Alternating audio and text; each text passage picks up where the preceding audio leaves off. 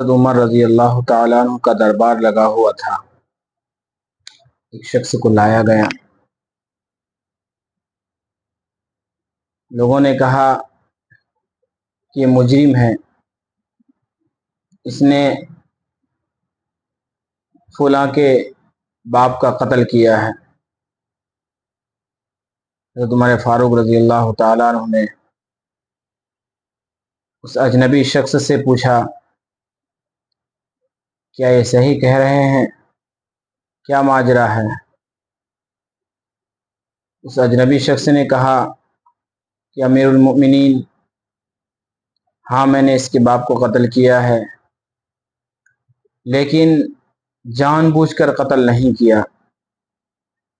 میں مسافر ہوں، اپنا اونٹ لے کر آ رہا تھا، اس کے باڑے میں چلا گیا، میرے اونٹ نے اس کے باڑے سے پانی پی لی، تو اس کے باپ نے میرے اونٹ کو پتھر سے مارا اور میرے اونٹ کے آنکھ نکل گئے۔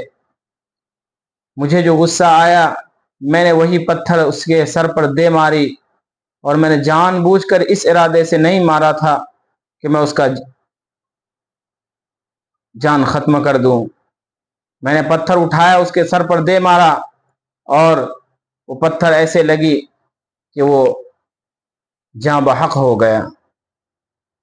تو حضرت امیر المؤمنین عمر فاروق رضی اللہ تعالیٰ عنہ نے فرمایا کہ بھائی سزا تو حق ہے، سزا تو ہونی ہی ہے۔ تو اس مسافر نے کہا، اس اجنبی نے کہا کہ امیر المؤمنین، جو سزائیں دینی ہو میں سزا اٹھانے کے لیے تیار ہوں، لیکن میری ایک شرط ہے۔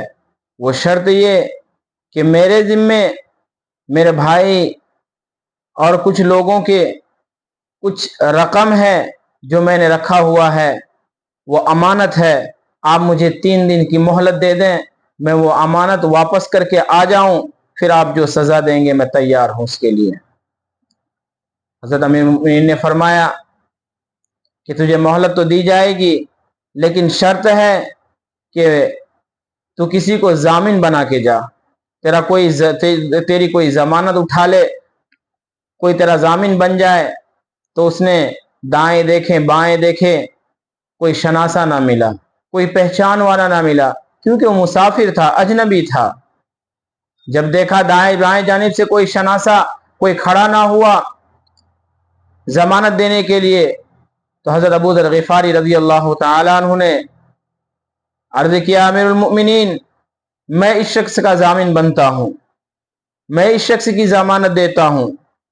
چنانچہ اس شخص کو چھٹی دے دی گئی، وہ چلا گیا۔ وعدے کے مطابق 3 دن جب گزر گئے، دربار لگ گئی، لوگ جمع ہو گئے۔ اب لوگ حضرت ابو ذر غفاری رضی اللہ تعالیٰ عنہ سے عرض کر رہے ہیں کہ ابو ذر تو نے غلط کیا، اس کا ضامن بن کر تو نے اس کو ضمانت دے کر کے غلط کیا تو نے، اس لیے کہ وہ اجنبی تھا، کہاں کا کوئی نہیں پہچانتا، وہ نہیں آئے گا۔ حضرت ابو ذر غفاری رضی اللہ تعالیٰ عنہ نے فرمایا کہ لوگوں گھبرانے کی ضرورت نہیں ہے، وعدے کے مطابق وہ اگر نہیں پہنچا تو ابو ذر کی گردن حضرت امیر المؤمنین کے سامنے حاضر ہے۔ چنانچہ وقت ختم ہوتا گیا۔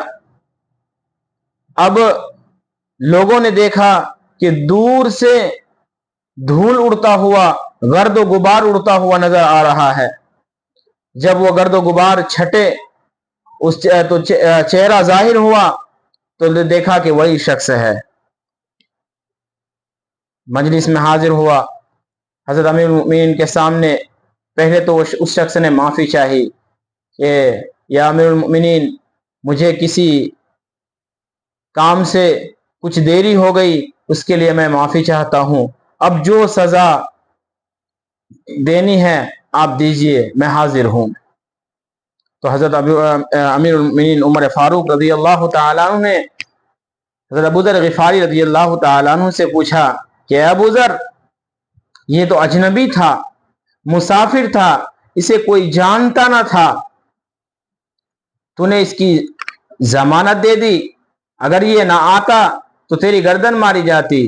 तो हज़रत अबू दर गिफारी रज़ी अल्लाह ताला अन्हु ने फरमाया, अर्ज किया, या अमीरुल मोमिनीन, कोई हरज की बात नहीं है, मेरी गर्दन मारी जाती अगर ये ना आता, लेकिन कल उठ करके कोई यूं तो ना कहता कि मोहम्मद के शहर में किसी अजनबी ने जमान मांगी थी, किसी अजनबी ने अमान मांगी थी, जमानत मांगी थी, कोई जमानत देने के लिए तैयार ना हुआ।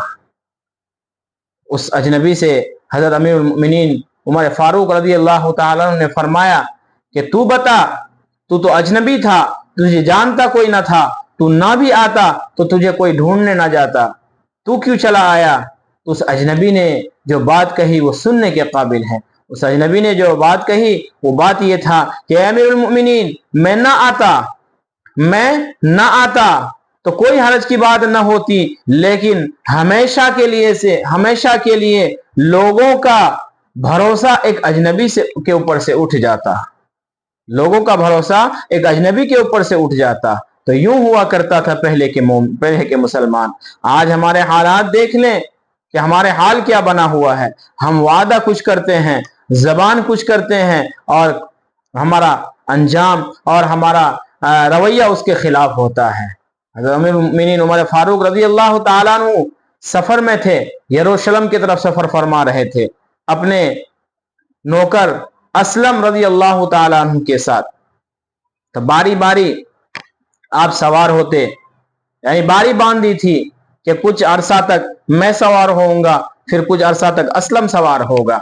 यरूशलेम के करीब पहुंचे, हज़रत अबू उबैदा बिन जर्राह रज़ी अल्लाह ताला अन्हु वहां मफ्तूहा, मुसलमानों के मफ्तूहा इलाके में हज़रत अमीरुल मोमिनीन रज़ी अल्लाह ताला अन्हु की आमद के लिए बाहर, बस्ती के बाहर, गांव के बाहर हजरत अबू उबैदा बिन जर्राह रज़ी अल्लाह ताला अन्हु निकले हुए थे। जब वो यरूशलेम के नजदीक पहुंचे, हजरत अमीरुल मोमिनीन उमर फारूक रज़ी अल्लाह ताला अन्हु की बारी नहीं थी, असलम की बारी थी सवारी की। हजरत असलम रज़ी अल्लाह ताला अन्हु ने यूं कहा, अर्ज़ किया कि अमीरुल मोमिनीन, मैं अपनी राजी खुशी से अपनी बारी में आपको देना चाहता हूं, लिहाजा ये मुसलमानों का मफ्तूहा इलाका है, यहाँ शान शौकत लगनी चाहिए। हजरत अमीरुल मोमिनीन ने फरमाया कि ऐसे शान शौकत नहीं लगती है, तेरी बारी है, तू ही सवार होगा।